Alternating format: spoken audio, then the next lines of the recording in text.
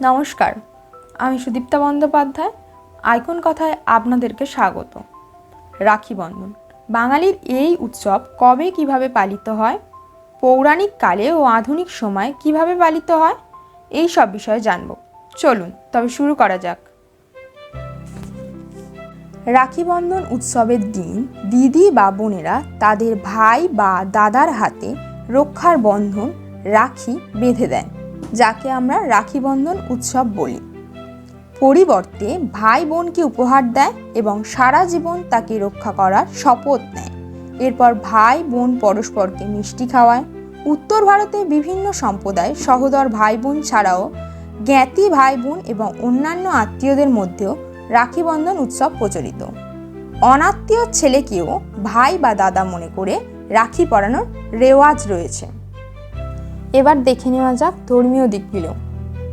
কৃষ্ণ ও দ্রৌপদীর মধ্য দিয়ে কিভাবে রাখি বন্ধন উৎসব প্রচলিত হয়।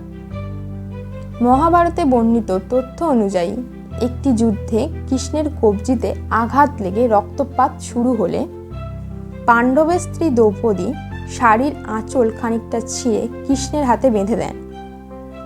এতে কৃষ্ণ অভিভূত হয়ে তাকে নিজের বোন হিসাবে ঘোষণা করেন এবং পরে দ্রৌপদী যখন বিপদে পড়েন তার সম্মান রক্ষার্থে কৃষ্ণ তার প্রতিদান দেন। এইভাবে রাখি বন্ধন উৎসব প্রচলিত হয়। বলি রাজা ও লক্ষ্মীর মধ্য দিয়ে কিভাবে রাখি বন্ধন উৎসব প্রচলিত হয়। পৌরাণিক তথ্য অনুযায়ী দৈত্য রাজা বলি ছিলেন বিষ্ণুর ভক্ত। বিষ্ণু যখন বৈকুণ্ঠ ছেড়ে বালির রাজ্য রক্ষা করতে এসেছিলেন, বিষ্ণু স্ত্রী লক্ষ্মী দেবী স্বামীকে ফিরে পাওয়ার জন্য একটি সাধারণ মেয়ের ছদ্মবেশে বলি রাজ্যে চলে আসেন এবং স্বামীর নিরুদ্দেশের কথা জানান। ছদ্মবেশী লক্ষ্মীকে আশ্রয় দেন বলি রাজা।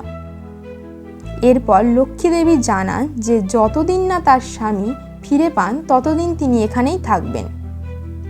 এরপর লক্ষ্মী দেবী শ্রাবণ পূর্ণিমার উপলক্ষে একটি রাখি বেঁধে দেন বলি রাজার হাতে। বলি রাজা এই কারণ জিজ্ঞেস করলে লক্ষ্মী দেবী আত্মপরিচয় দিয়ে সব কথা খুলে বলেন। এতে বলি রাজা মুগ্ধ হয়ে বিষ্ণুকে বৈকুণ্ঠে ফিরে যেতে অনুরোধ করেন। বলি রাজা বিষ্ণু ও লক্ষ্মীর জন্য সর্বস্ব ত্যাগ করেন। সেই থেকে শ্রাবণ পূর্ণিমা তিথিটি বোনেরা রাখি বন্ধন হিসাবে পালন করেন। এবার জানবো আমরা ঐতিহাসিক দিকগুলি। মহামতি আলেকজান্ডার ও পুরু রাজা। 326 খ্রিস্টাব্দে মহামতি আলেকজান্ডার ভারত আক্রমণ করেন।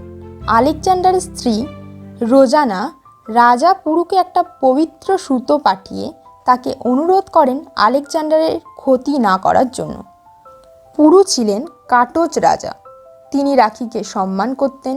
যুদ্ধক্ষেত্রে তিনি নিজে আলেকজান্ডারকে আঘাত করেননি। এছাড়াও রানী কর্ণবতী ও সম্রাট হুমায়ুন একটি রাখি বন্ধনের ঐতিহাসিক তথ্য পাওয়া যায়। রবীন্দ্রনাথ কিভাবে রাখি বন্ধন উৎসব পালন করেছিলেন। 1905 সালে বঙ্গভঙ্গ প্রতিরোধ করার জন্য রবীন্দ্রনাথ রাখি বন্ধন উৎসব পালন করেছিলেন। রবীন্দ্রনাথ ঠাকুর হিন্দু মুসলমানদের মধ্যে ভ্রাতৃত্ববোধ জাগিয়ে তোলার জন্য ও ব্রিটিশদের বঙ্গভঙ্গের বিরুদ্ধে প্রতিরোধ গড়ে তোলার জন্য সবাইকে রাখি বন্ধন উৎসব পালন করার জন্য আহ্বান করেছিলেন। আজ তবে এইটুকু থাক। আবার কথা হবে অন্য কোনো বিষয় নিয়ে। আর ভালো লাগলে অবশ্যই লাইক করবেন। আর iconkotha.com ভিজিট করুন সম্পূর্ণ লেখাটি পড়ার জন্য। ডেসক্রিপশানে লিঙ্ক দেওয়া আছে। ভালো থাকবেন।